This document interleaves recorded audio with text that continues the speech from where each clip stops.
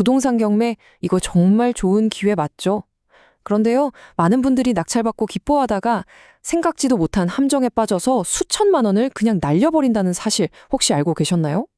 오늘 그 비밀을 한번 제대로 파헤쳐 보겠습니다.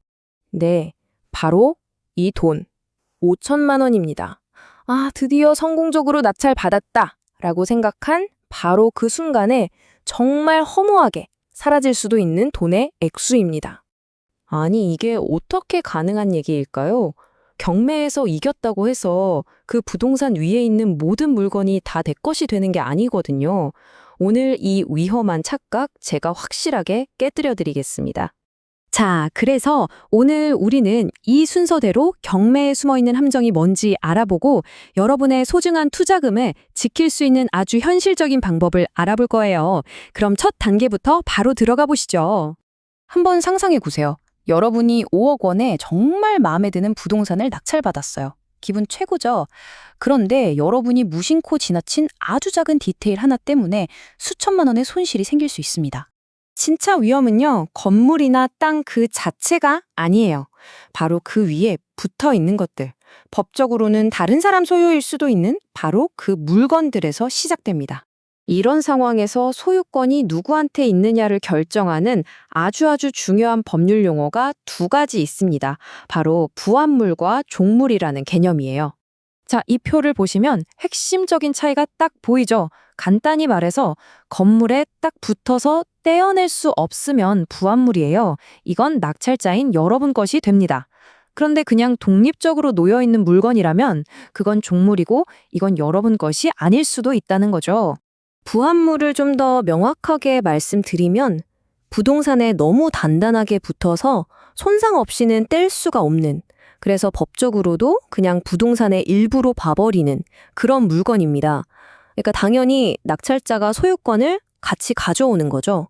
반면에 종물은요, 주된 건물의 사용을 돕긴 하지만 그 자체로 독립적인 물건이에요.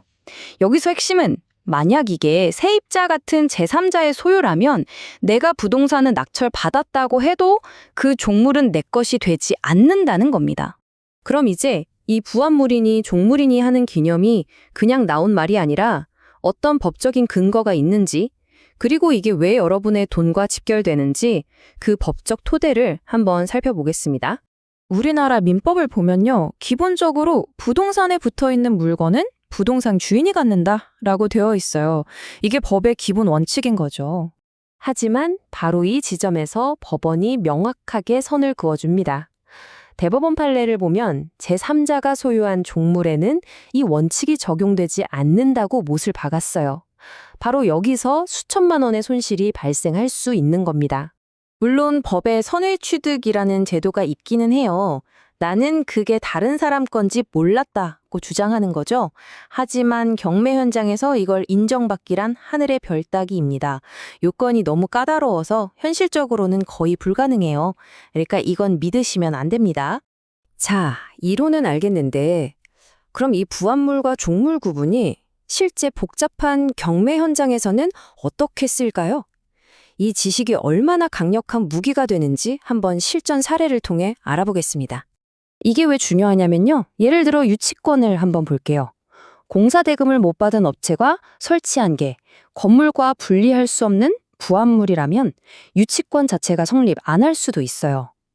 또 토지만 경매로 샀는데 그 위에 있는 비싼 나무나 담장이 부합물이냐 아니냐에 따라 땅의 가치가 완전히 달라지겠죠? 이처럼 복잡한 권리관계를 푸는 핵심 열쇠가 바로 이 구분 능력에 있습니다. 그래서 가장 중요한 건 바로 이겁니다. 지금까지 우리가 배운 이 지식을 이제 여러분 자신을 보호하기 위한 실질적인 행동 계획으로 바꾸는 방법을 알려드릴게요. 본격적인 체크리스트를 보기에 앞서서 전문가들이 강조하는 이 4가지 경고사항은 꼭 마음에 새겨두세요.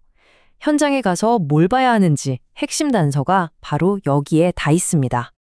자, 이게 바로 여러분의 소중한 투자금을 지켜줄 현장 점검 5단계입니다. 첫째, 매각 명세서에 매각 제외라고 쓰인 물건이 있는지부터 보세요. 둘째, 현장에서 증축된 부분이 원래 건물과 구조적으로 독립되어 있는지 직접 판단해야 합니다. 셋째, 만약 세입자가 설치한 설비가 있다면 철거 비용이 얼마나 들지 미리 계산해 봐야 하고요. 넷째, 다섯째는 권리관계와 토지 위의 부합물까지 꼼꼼히 분석해야 합니다. 이 과정 절대로 소홀히 하시면 안 돼요. 마지막으로 이 질문을 드리고 싶습니다. 결국 서류만 믿어서는 안 된다는 것. 여러분이 직접 현장에 가서 두 눈으로 확인하는 것이 무엇보다 중요하다는 핵심 메시지입니다. 여러분의 투자는 결국 여러분의 발품에 달려 있습니다.